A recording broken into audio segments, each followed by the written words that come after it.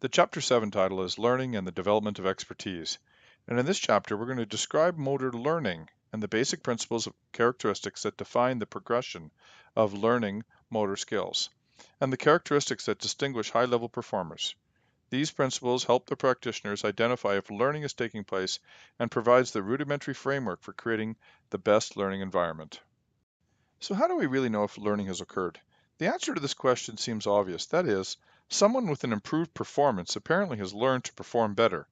Such an improvement seems to imply that learning has taken place, but in fact, we do not directly observe learning. We only observe behavior and thus must determine if the motor behavior reflects learning. All right, let's put this another way. Performance. First of all, defining that. It's the observable and measurable outcome of executing a motor skill. In contrast, learning is defined as a relatively permanent change in one's capability to perform a skill as a result of practice or experience. The definition of learning implies that the potential or capability is improved, but not necessarily the actual performance. There's a number of factors that may inhibit performance despite learning taking place. For example, you may have learned but have been impacted by things like motivation, anxiety, or fatigue. And those are just a few of the things that can cause a performance to falter, even though learning has occurred. The definition of learning also states that learning is a result of practice or experience, which means that improved performance due to growth or maturation, or just plain old luck, does not reflect learning. All right, we know that learning is not directly observable. It has to be inferred, and and if it's not directly observable, then how do we possibly know that it's happening? So, okay, we know performance is measurable, and therefore learning is inferred from performance measurements. Performance measurement scores usually give a pretty good indication of whether or not something is learned, but not always. In order to infer learning, several performance characteristics are assessed. The first is persistent improvement over time. This means that better performance stays better, even after periods of no practice or training.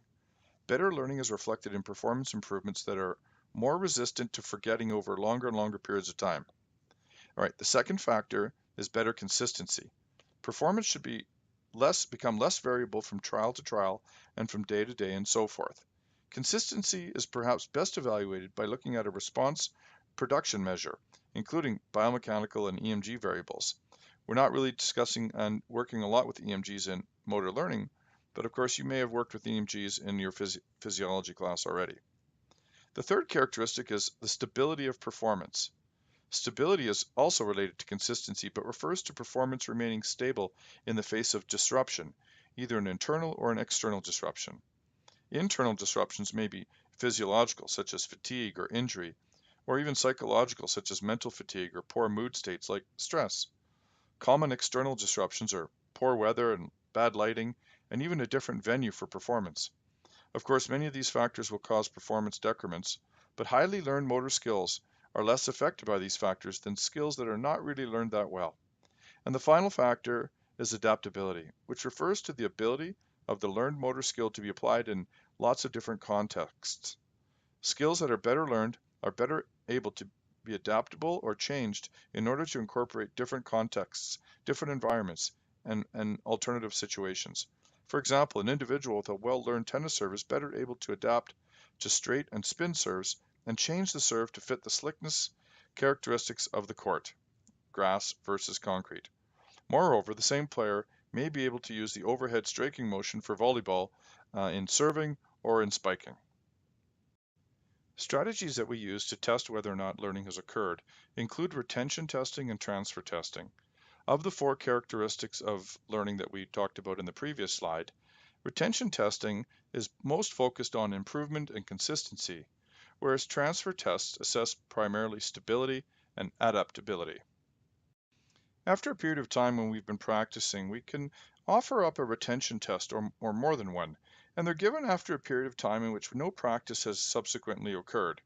And this is the kind of test that we will determine whether or not the performance is still at an elevated level. Assessing performance directly after a period of practice when the skill is still fresh does not really provide a good indication of persistence. Repeated retention tests provide evidence of consistency. If performance level or consistency drops back down to the baseline levels, well then it's assumed that learning has not taken hold. We'll see a little bit of that kind of illustrated in the next slide. Transfer tests, on the other hand, assess motor skill performance in a context that's different from that in which the motor skill was practiced. Transfer tests assess the stability or the adaptability of the learned skill, as I mentioned in the previous slide.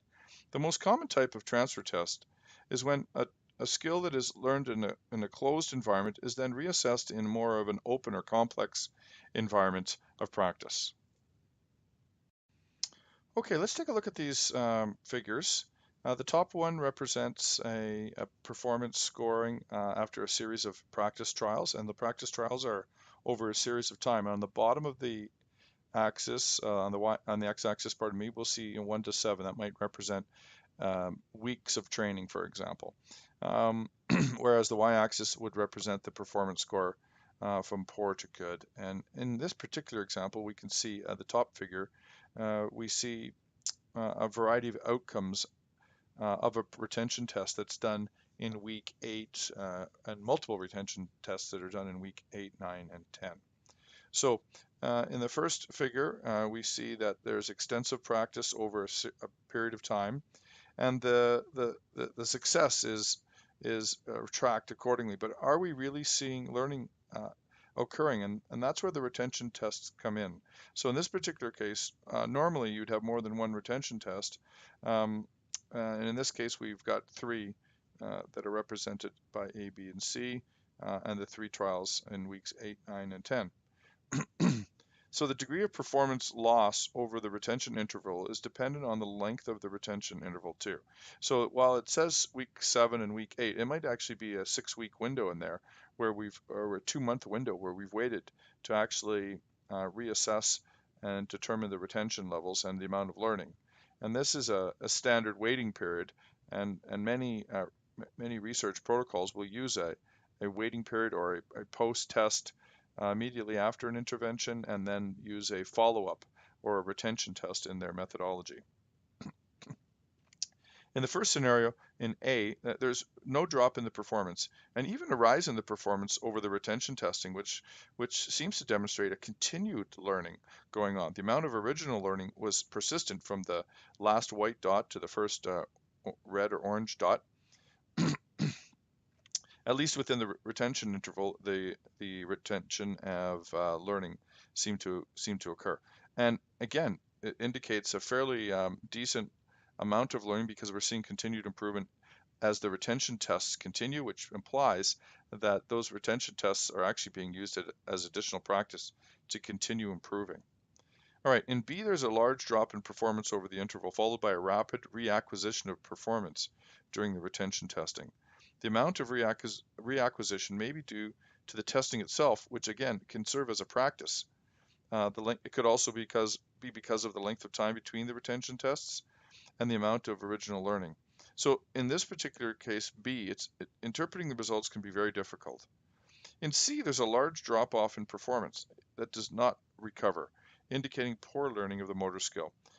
Now, let's take a look at the bottom figure because it tells us something a little bit different. And you'll recall from your statistics courses that we're looking at error bars, and error bars represent the amount of variability or consistency in the practicing. Each score is the average of a series of trials. Let's say for each, on week 1, there may have been 10 trials, and that's the average, and it's listed down towards the poor. And those 10 trials occurred, and 10 events occurred, and by week 7, the participant was looking like they were doing well or good in their performance measure. The standard deviations are again represented by the error bars, and they represent the variable error. Over the practice period, the performance improves and the consistency improves as well, and you could tell that by the smaller error bars. However, the retention test shows that performance is still elevated, but performance consistency has dropped considerably. So interpreting these results can be challenging as they may reflect incomplete learning or that the learner is trying new approaches. Very difficult to know for sure, but variability is also a factor when determining learning, as we learned and have seen from the previous criteria. Now, the reality is, apart from situations in a lab environment like you can see in the diagram here, or perhaps maybe in a formal school setting, retention and transfer tests are seldom administered in a formal manner.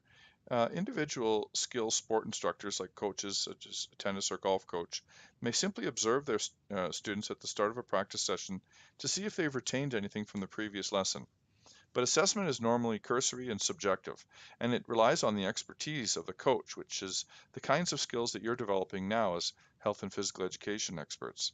In a like manner, a team sport coach uh, may have had their team run a play at the start of the practice to evaluate what they retained from the previous practice and to serve as a starting point for the next phase of the practice.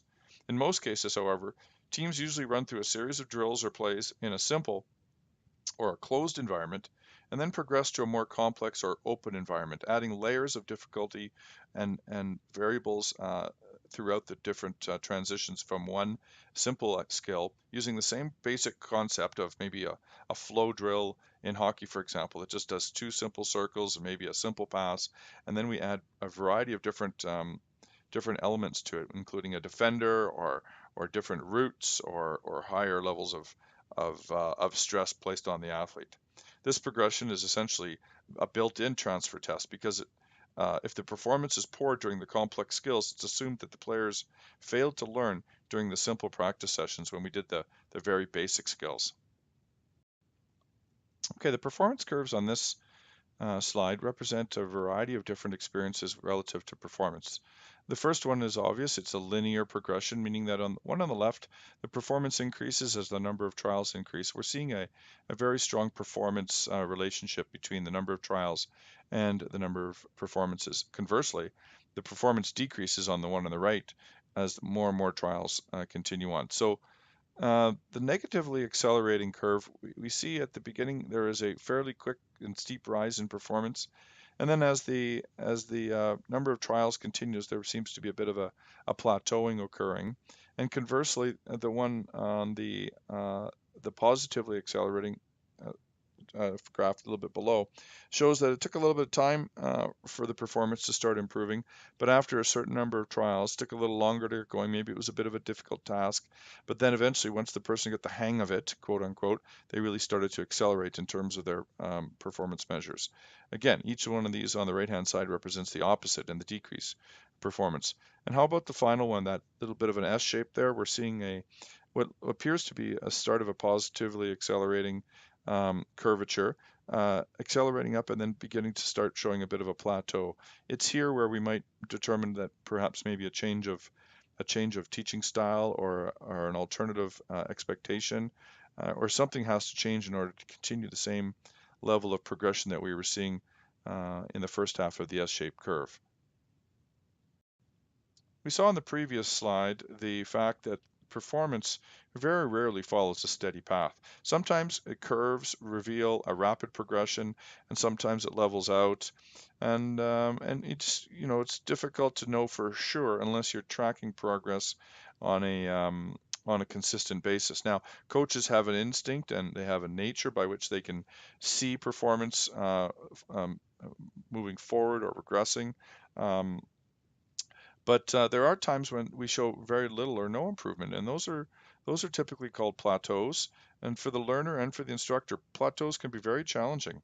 Not only is the lack of improvement discouraging, but trying to improve the cause of the stagnation can be to determine the cause of the stagnation can be really frustrating.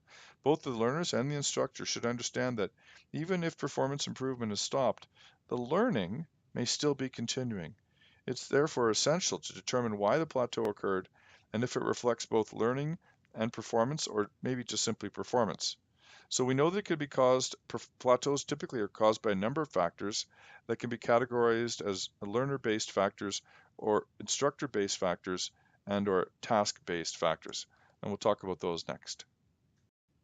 We've identified that plateaus are caused by various factors that can be categorized as learner-based, instructor-based, and task-based. Some of the factors are performance variables in that they affect the performance, but not necessarily the learning. And as I said, some of the factors can be considered learning variables because they affect both learning and performance.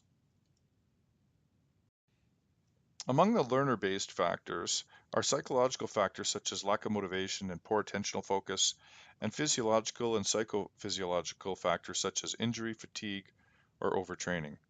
Factors such as these may be considered performance variables, again, in that they affect performance, but they don't affect the learning. But sometimes these same influences, like attentional focus or motivation in particular, could at times also cause learning itself to stagnate. Then these are called learning variables because they affect both the learning and the performance. Other learning variables include quality of instruction and the amount of time spent in practice. Sometimes it can be very easy to blame the coach and suggest that there's poor instructional strategies. And in some cases, there might be some merit to it. For example, if an instructor chooses the wrong performance measure, it could seem as if the performance is plateaued. Measuring a task that is so easy that the person maximizes the score quickly and leaves little room for improvement is called the ceiling effect. And likewise, the floor effect occurs if the task being measured is so difficult that improvement is difficult to achieve, resulting in a plateau of performance. Sometimes an area of skill improvement is missed because the wrong performance measure was evaluated. In Chapter 6, we saw the difficulty in choosing the correct performance measure, and selecting the wrong measure could indicate that the performance has stagnated. In addition, a learner may hit a plateau when an instructor is not appropriate or specific to meet the specific needs of the learner. In other words, the match between coach and athlete is just not clicking. And this happens sometimes, and this is why we see athletes changing coaches in order to move and continue progressing towards their goals. These figures represent the fact that plateauing can occur anywhere. Look at the figure or graph on the left-hand side. We see the plateau at the very beginning, which might represent the fact that maybe there is a need to change the instructional strategy or instructional style. And maybe the one on the right-hand side of the figure on the left represents fatigue. You can see as well in that S curve that we talked about before that a plateau can occur after initial learning, and then something needs to again change in order for it to start showing progression to a higher level again. Now, here's something that really resonates with me. Back in the days when I was in the Navy, this was in the late 80s and early 90s, we used to use a system of signaling between ships called Morse code. I don't think it's really done much anymore, not in the days of technology and GPS and communication, satellites, etc. But back when I was in the Navy, Morse code was a requirement for those of us that were in the communications area. But Brian and Harder did this interesting study way back in the late 1800s, and they observed that the learning plateaus occurred while trying to teach people how to receive the Morse code signals. And at the first stage of their development, the participants, maybe the sailors, could only hear the letters. They could only identify and distinguish between the individual letters. Stage two, they could start to hear words put together with combinations of letters. And then finally, over enough training and enough time, they eventually could start hearing the units of a sentence, and it started to make sense to them as they listened to the dits and the das, the short dashes and the long dashes. The suggestion by Harder and Bryan is that they propose that the plateaus occur when the lower order habits are approaching their maximum development. In other words, we've got it, we've kind of got it, but we aren't yet sufficiently able to put it all together and and and and deter our attention to something else a little bit more complex in order to attack those more difficult tasks. So while we can hear the letters, we're not able to divert our attention to start putting them together into sequences of words and then eventually sentences. So, hey, I never really did figure out this Morse code stuff. Wasn't very good at it, and maybe this is the reason why. I don't know. Maybe I should have been paying attention to this science a lot more back in the day. Now, here's another real world example of a Canadian athlete, Anime Pierce. For the time period from about 2000 to 2005, 6, she did not improve at all. Look at that. Look at the straight line of her PBs or her best performances. Between 17 years old and 23, imagine if you're an athlete and you're seeing this kind of plateau. How frustrating might it be, especially when you look at some of the individual performances that dropped significantly. I mean, 12, 15 seconds off for PBs. So what do you do as a coach? What would you do in this situation? What do you think happened for this athlete at 22, 23 years old to finally start turning the corner?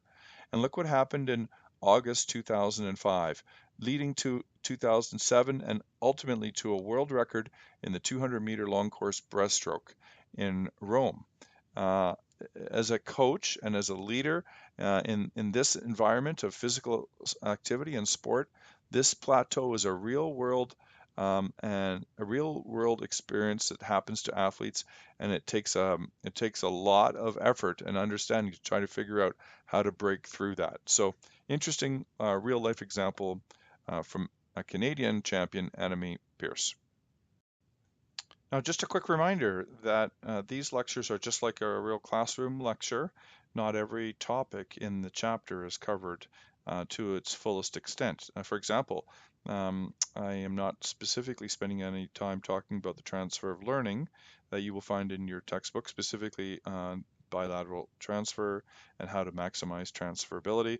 And these are things that I expect you to read, and I don't always, again, lecture on every topic in the chapter. It doesn't mean it's not important. It just means that I try to retain the same style of teaching on the OLMs as I do in the classroom. And of course, I can't cover everything in the classroom with limited time, but that doesn't mean I should just add everything into the OLMs for you. So anyway, having said that, now let's talk about the progression of learning. And as it progresses, there's various times or stages in which different aspects of the motor skill, whether cognitive or physical, and they become more or less important in the learning process.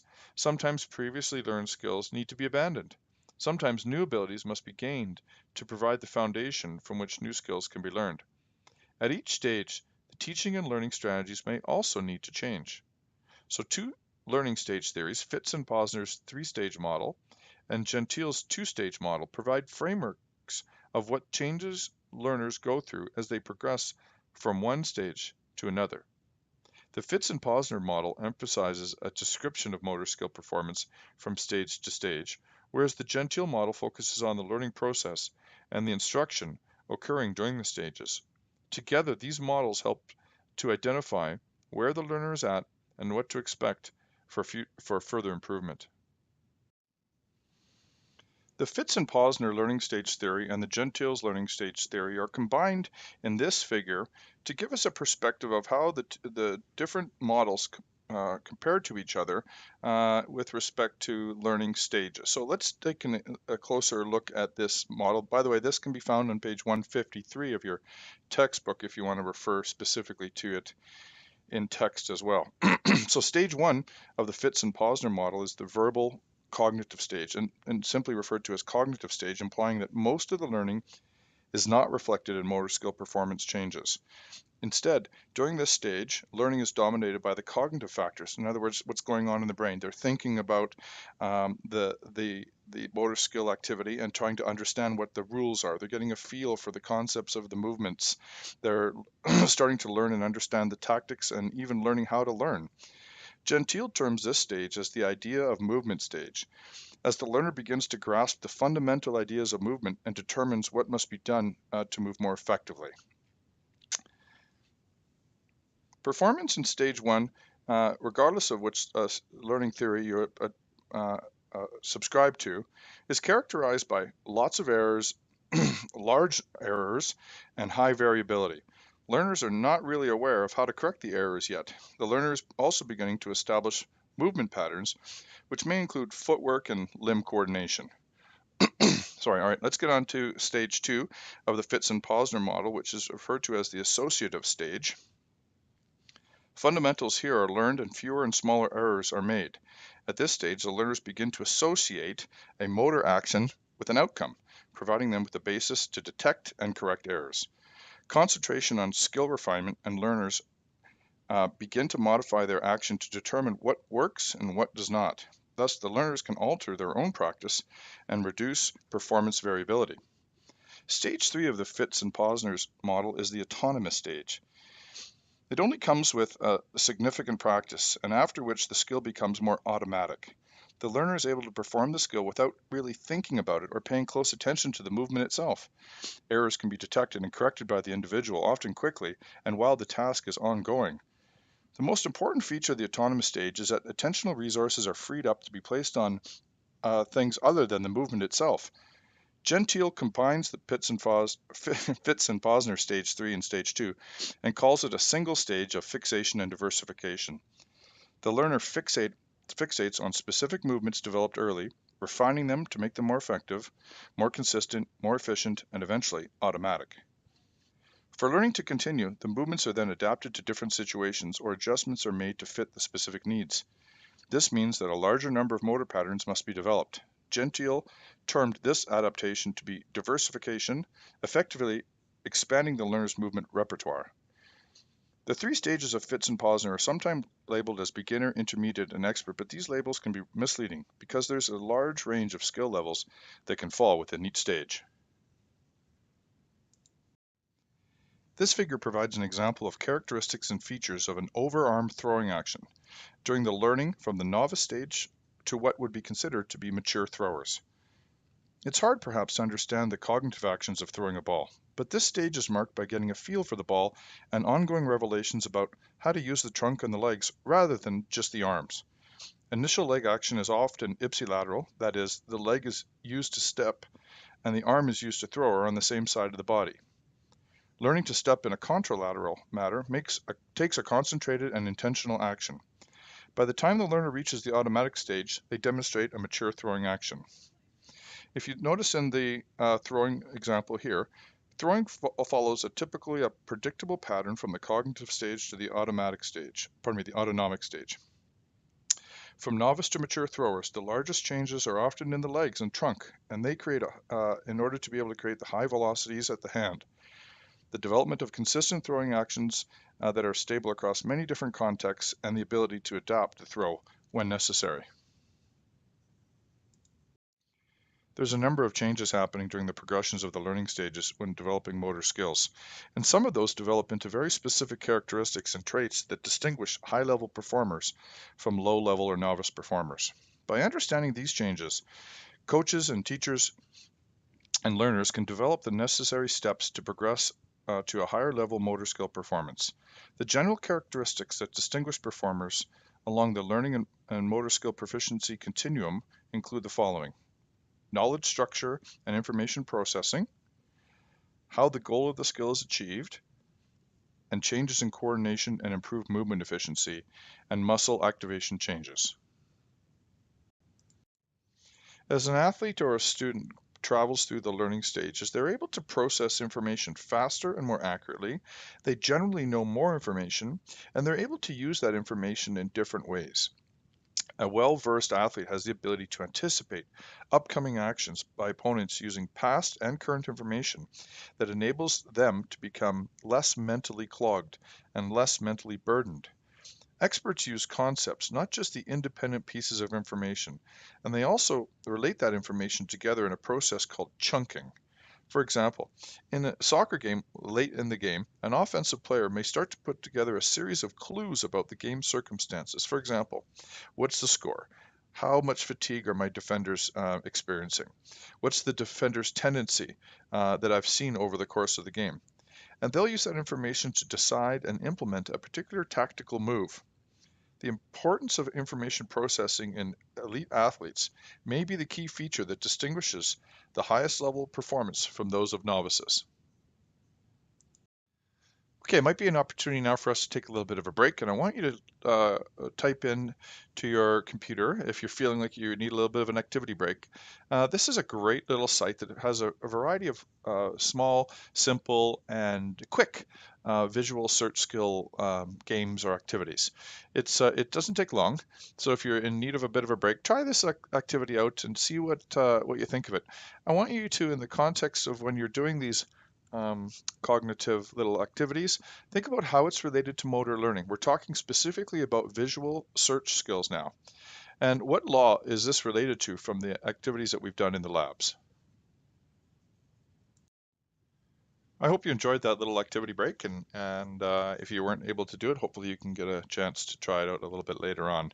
All right, and this next study that was done in the UK around visual search patterns determined that that's one of the key changes as one progresses through the learning stages. And we've already said that, but this study reinforces some of the differences between elite level rugby players and students in a school environment, or in this particular case called the Dragon Academy. So this was a year-long pilot study that was done by a behavioral optometrist in Wales, and had developed a program of tests and measurements and eventually activities that helped train visual acuity skills. In particular, they were wondering about peripheral vision and awareness. They were looking at static and dynamic sight, responsiveness and awareness. They wanted to measure and evaluate focus and tracking skills, and the integration of body movements, balance, and the visual systems. They also looked at depth perception, contrast sensitivity, refraction, and dynamic fixation. So what they did is they tested some of the country's best rugby players, the Welsh internationals, during an autumn training program, and then they compared that with the results against the athletes of their own rugby players at the Dragon Academy. The results backed up the hypothesis that the international players in general will have better visual skills than the non-international level players. And the ones with the best visual skills played in the key positions in rugby, such as the outside half position. It makes sense when you think about it, as vision skills are not just a skill within itself, but form part of the effectiveness of the overall skills package that an outside half needs to be at the top end of their game. We're actually going to see a little video in the next slide that speaks to some of the drills that they came up with through their pilot study. So have a look at this. Approximately 80 to 90% of all the information used to direct body action comes to us from our visual system. It's not just about seeing clearly. How much we can be aware of at the same time, how immediately we can notice change, how fast we can make sense of what we see, how well we use that information to anticipate outcomes, and finally, how efficiently we integrate our visual and body movement systems, all have a direct impact upon the speed and accuracy of our responses in a dynamic sporting environment. It is vision that gives you awareness of other players on the field, where they are now and where they are moving to. It is vision that enables you to anticipate their intentions at speed, giving you the information you need to react quickly in defence or attack. It is vision that allows you to anticipate where the ball might be when a player reaches a certain point, and how much effort you might need to exert to be there ahead of time. It is vision that allows the mental imagery necessary to guide body action, to kick the ball far enough and in the right direction to pass between the posts. It is vision that allows you to nip through small gaps as they open up between opposition players, to tackle with optimum timing, to grab a ball from the air as it flies past, and so it goes on. Vision is an integral component of all sport. Every body movement we make, no matter how small, is visually guided, in terms of direction, speed, and force.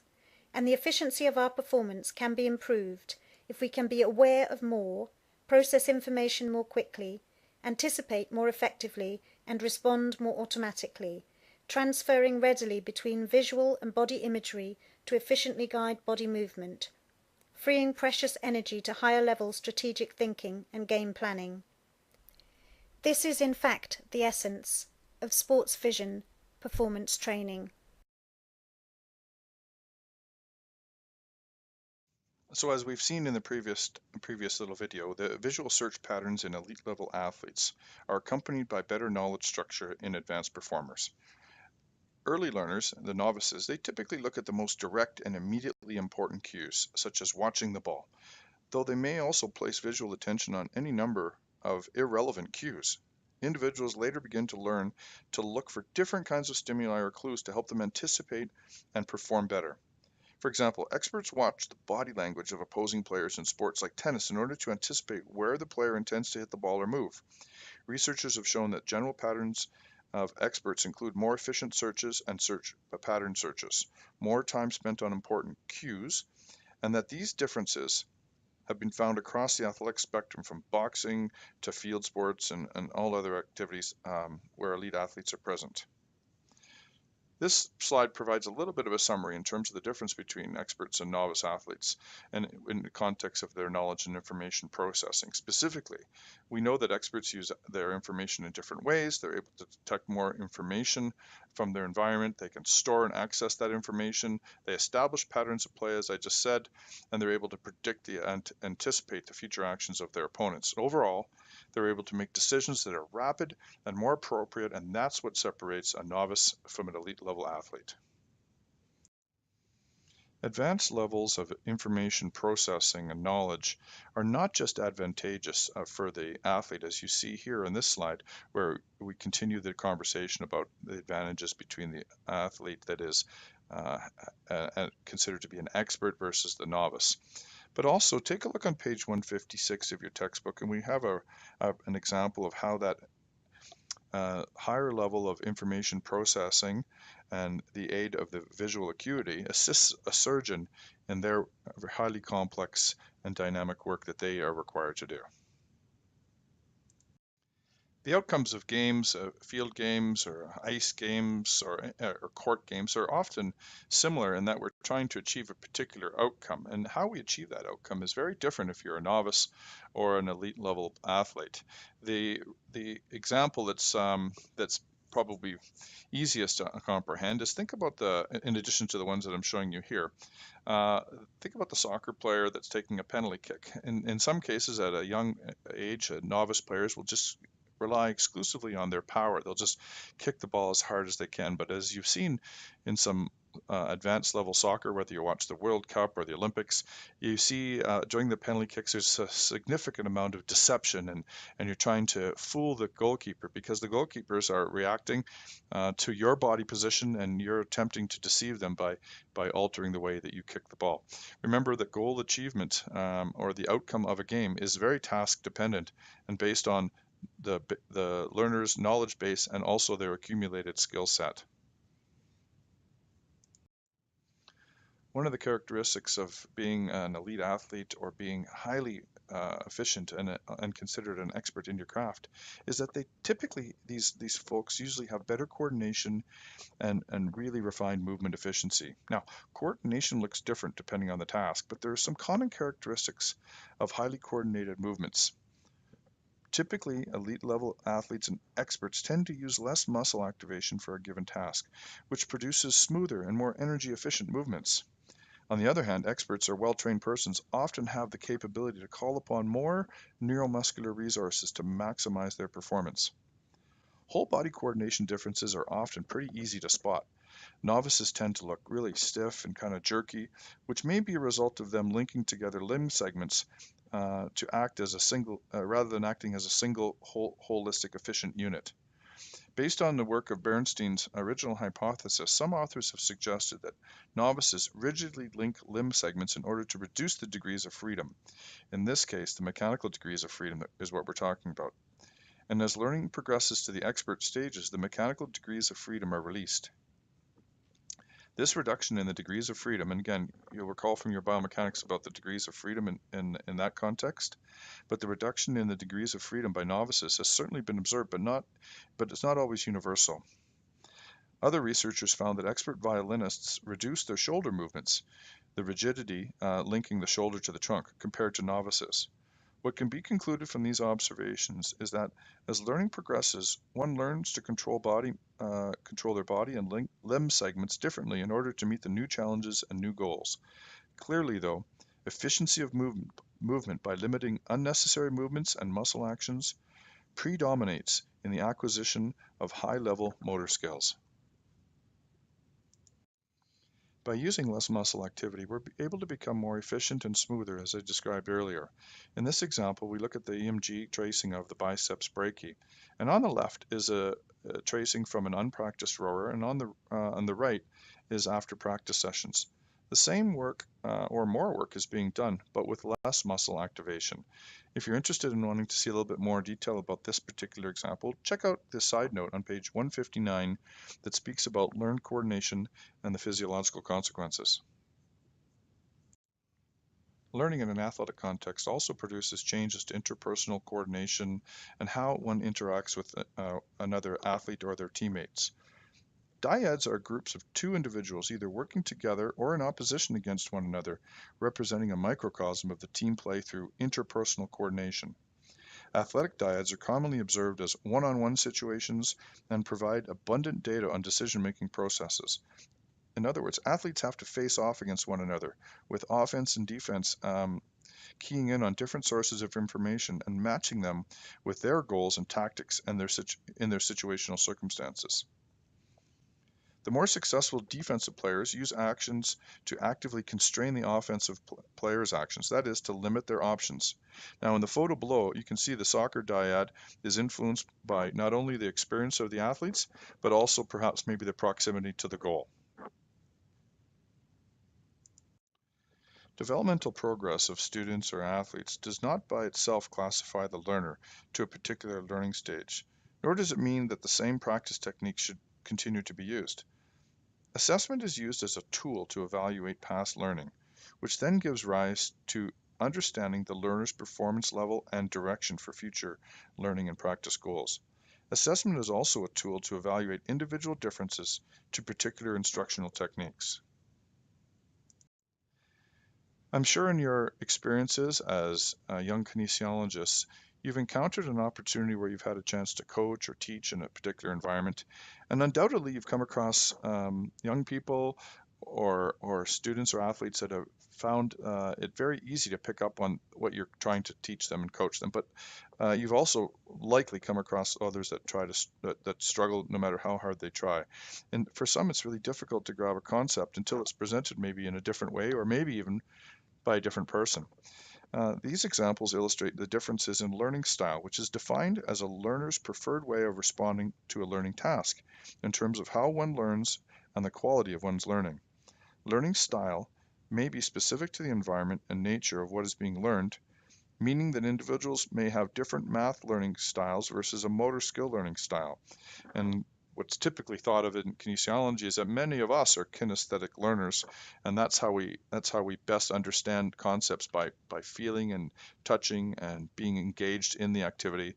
And that's the reason why we have so much experiential learning in our program, so that you can accommodate not just the learners that learn from an audio or visual perspective, but also in a kinesthetic capacity as well. So as I've suggested, the most prominent classifications are the visual/verbal learners, and those of us that are more tactile and kinesthetic learners. By the way, you can determine that by a series of questionnaires, or the use of questionnaires. And visual and verbal learners are best served by listening and reading, and can make good use of charts and graphs usually on the first go. Whereas tactile and kinesthetic learners key into the hands-on experimentation, often in the forms of labs or other experiential learning opportunities. Not only can assessments provide insight to the effectiveness of the coaching techniques, but also the rate and the quality of learning of the performer. Assessments provide insight to what is learned and what is not learned, and hence the underlying mechanisms behind the performance. Diligent use of learning assessments can thus provide a basis upon which to plan and structure your practices and training sessions. So this concludes the end of Chapter 7, Learning and the Development of Expertise. Again, I would remind you to thoroughly read the chapter, and don't forget to practice those study questions at the back of each chapter, as you really want to try to relate what you've learned in terms of the concepts into practical and real life scenarios that are often provided in the case study questions at the end of the chapter.